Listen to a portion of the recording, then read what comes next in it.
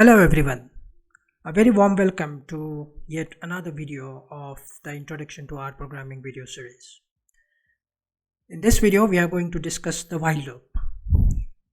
In the last video we discussed the for loop, so this video is sort of an extension to my previous video. If you have not watched my previous video, then I highly recommend you to watch my earlier video first. That will help you to put everything in context. So without further ado, let's start with our agenda. So in this video we are going to ask the very basic question: if you have a for loop in place, then why do you need a while loop? Okay, so what is the requirement of the while loop? Then we will discuss how we can able to write the while loop in R, what is a loop structure.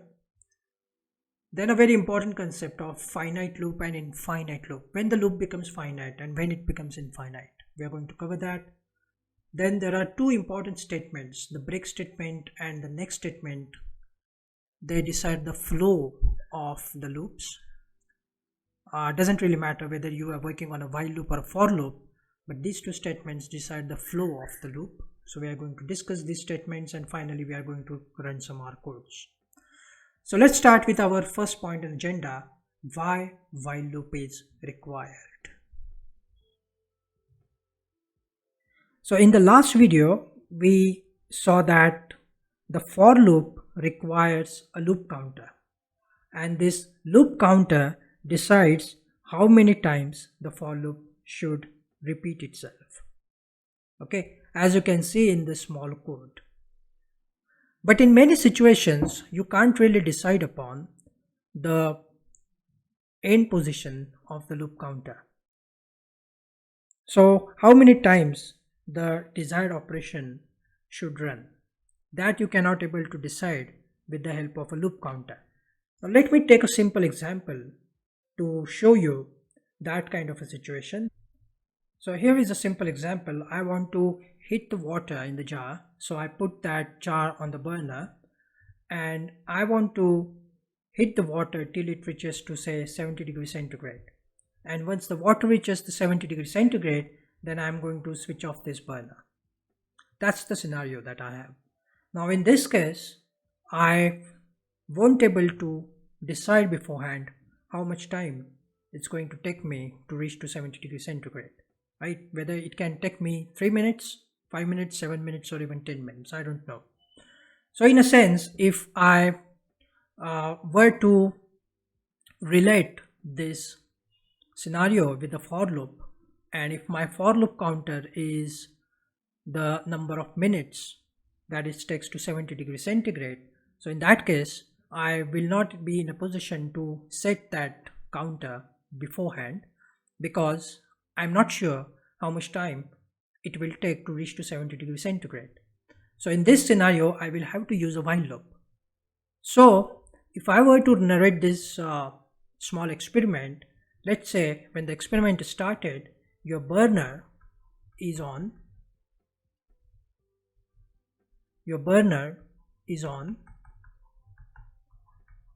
And the temperature of the water is say 30 degrees. It's a room temperature. And then you put in a condition. You put in a condition in such a way that as long as the temperature is below 70 degrees, you keep on the burner. Okay, you keep on the burner. And once the temperature reaches above 70 degree, then your burner should switch off. Okay, right? So this condition is useful to generate the loop, and within the loop I am saying that the burner should be on as long as the temperature is below 70 degrees. So this is a classic case wherein you can't really put in a counter, but you can put in a condition, and with the help of condition you can able to run the loop. Now let's understand how we can able to write while loop in R. Let's understand the structure of while loop.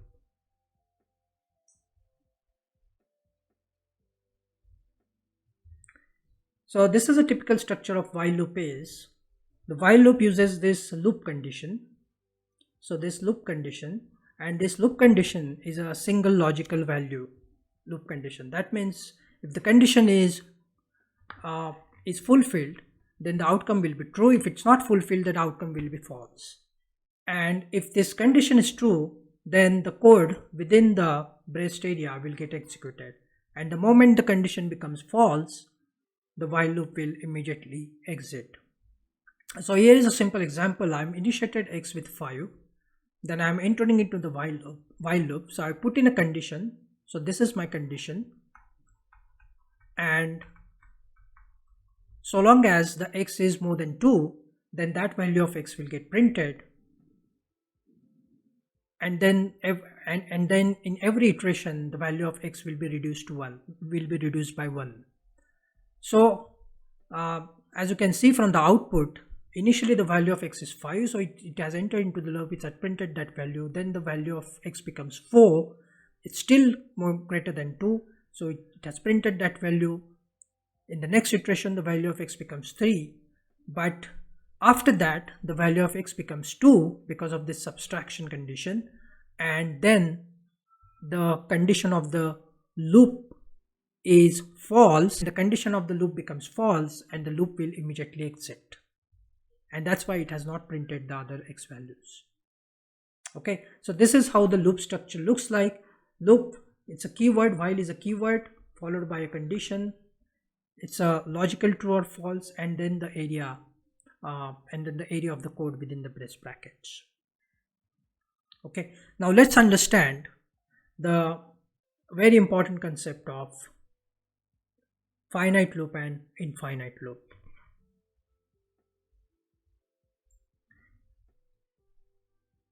Now let's first understand the concept of infinite loop.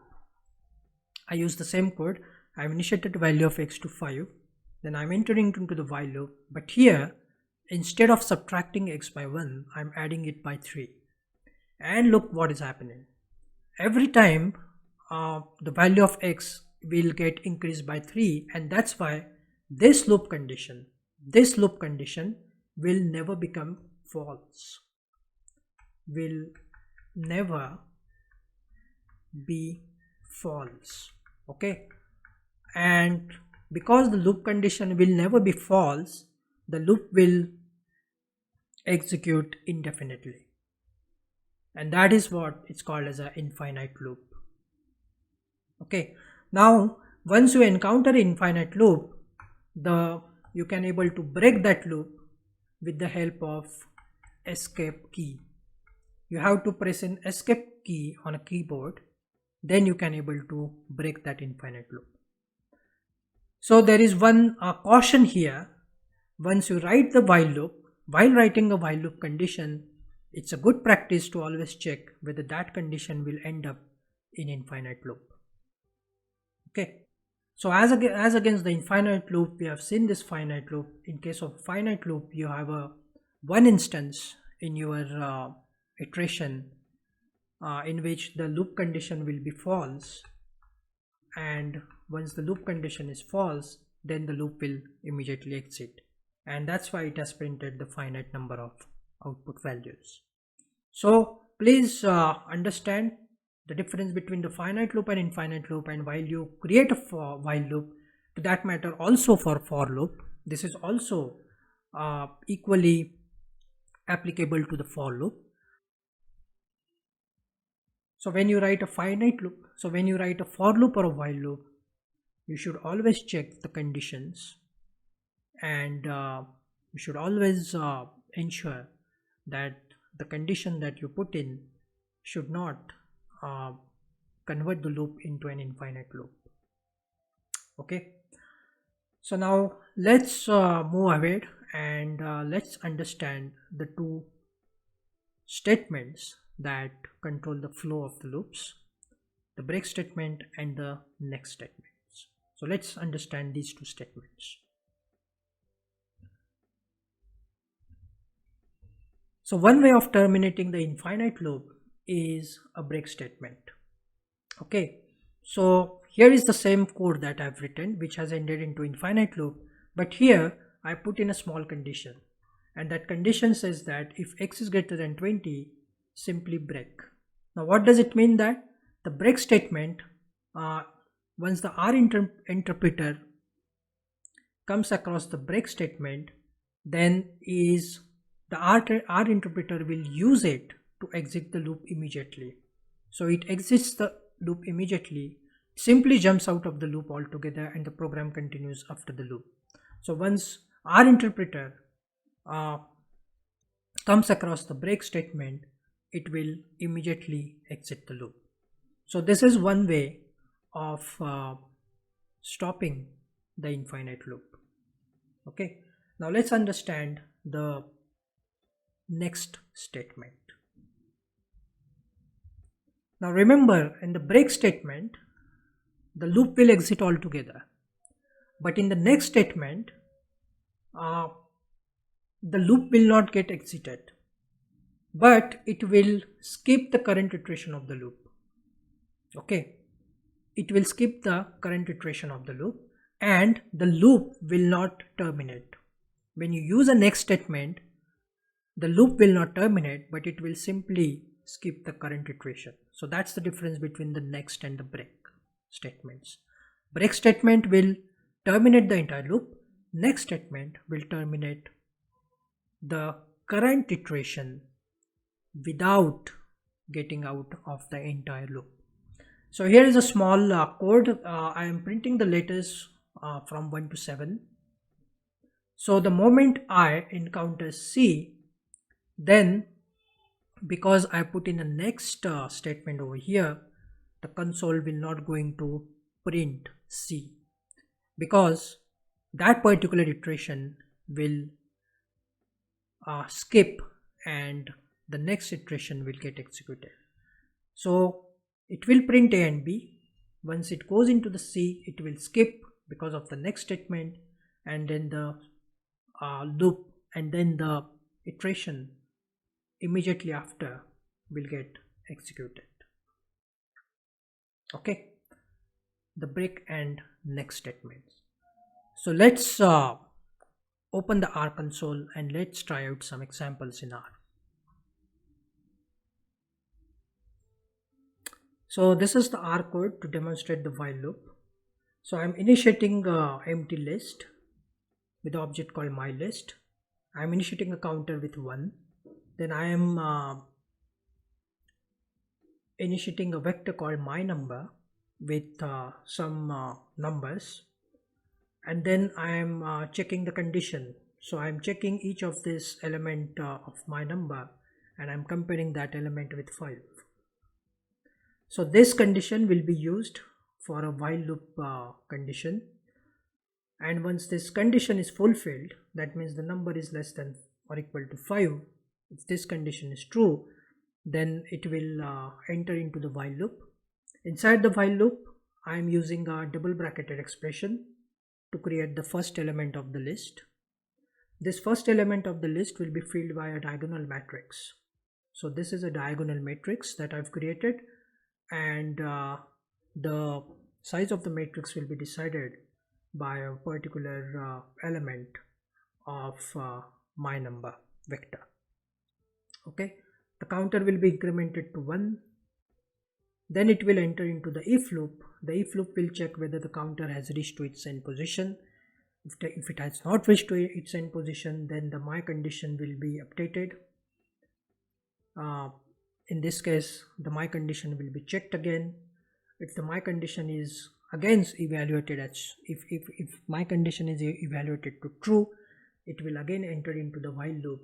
In the next iteration, the entire iteration will get executed until the counter reaches to its end position. When the counter reaches to its end position, then this else part of the statement will get executed. In the else part of the statement, the while loop condition will be set to false, and once the while loop condition is set to false, the while loop will immediately get exited. So if I run this small piece of code chunk, then you can see that the list is being populated. So this is a diagonal matrix with all ones across the diagonal. This is the first element of the list, second element of the list. So the first element of the list, the dimension is, the size of the matrix is decided by the first element of this my number vector. So that's why it is a 4 by 4 matrix. Similarly, the second element of the list, the size is decided by the second element of the vector. It's a 5 by 5 matrix. Similarly, it's a 1 by 1 matrix. And then the fourth one is a 2 by 2 matrix. Now once it reaches to 6, this condition will not be fulfilled. So this condition will be false because the number is greater than 5. The condition will become false and the while loop will immediately get exited. Okay, so this is how the while loop is used in the R program. To show you how the infinite while loop looks like, here is a small piece of code. I have initiated y with 5. I am using a condition y less than 10, but in this case I am printing y cube. So I am building a scenario in which this condition will always be true, in the sense that the loop will enter into an infinite loop. So if I run this, then you can see how the infinite loop looks like. So here I am pressing escape. The moment I press escape, the infinite loop stops executing. Okay, so as I said to you earlier, always make sure that once you put in the condition, ensure that that condition doesn't end up into infinite loop. Just to give an example of break statement. So this is a small example of the break statement. So in this example, I am initiating an object called foo to 5. Then I am initiating a vector called bar with these values. And what I want to do here is that I want to have the division. So I want to divide bar by foo. But here is a catch. The catch is that the bar has 0 in it. So the moment the r reaches to 0, it will show you an infinite value, because anything which is divided by 0 will be infinity, and that is something we want to avoid. So for that case, we will be using a break statement. So let's check how we can able to use the break statement in this scenario. So I've initiated the loop1.result with ns, and I'm going to fill this loop1.result vector with the number of ns equal to length of the bar, length of this vector. I'm entering into the for loop. The temp is created, which will give me the division of foo and bar I. And this is.finite function checks whether the result of the temp is finite or infinite. Now once the result of the temp is infinite, that means 5 gets divided by 0, which in turn gives the infinity as an answer. The moment that happens, then this condition will be false. Once this condition will be false, it goes into the else statement, and in the else statement I put in a break statement. So moment the R compiler hits the break statement, it will immediately exit the loop altogether. Okay, so if I just show you the result of this, you can see that the first 4 entries being printed. At the moment at the 5th entry, 5 will get divided by 0. It will be infinity. So this condition will be false. The break statement will get evoked, and the remaining of the loop1.result will be printed as it were set in the initial values. Okay, so let's now understand the next statement. In the next statement, what I have done here is that instead of exiting the loop completely, I want to exit only this particular iteration wherein the 5 is getting divided by 0, and that is what exactly shown in this code. In this code I am telling R that instead of break, I've invoked next statement. The next statement will simply eliminate that particular iteration in which the value is infinity, and it will start executing the code from the next iteration. So if I run this code, then you can see that this particular NA wherein the loop is exited, but the other two values which were NA in the last example now being computed till the entire loop is completed. Okay, so the difference between the next statement and the break statement, as we discussed, the break statement exits the loop completely. The next statement exits that particular iteration, but it makes sure that the loop is completely gets evaluated. So let's quickly discuss what we have learned in this video. We saw while loop. The while loop is used when you don't know how many times a desired operation needs to run. In a while loop, you put in a condition, and once that condition is true, the while loop gets executed. The condition is false, the while loop will get terminated. We also saw the finite loops and infinite loops, and when you end up in a condition of infinite loop. We saw the examples. We saw the difference between the while loop. While loop requires a condition to fulfill, the for loop requires a loop counter. We also saw the break statement. The break statement preemptively terminates the entire loop, and the next statement skips the current iteration of the loop without terminating the entire loop cycle. Okay, and we run the R code. So that's it. We have come to the end of the video. If you're liking these videos, then you may like to subscribe to my YouTube channel Infinity, a channel for data science. Also hit a bell icon so that you will get immediate notifications once I upload the videos on the YouTube. Thank you very much, and take care.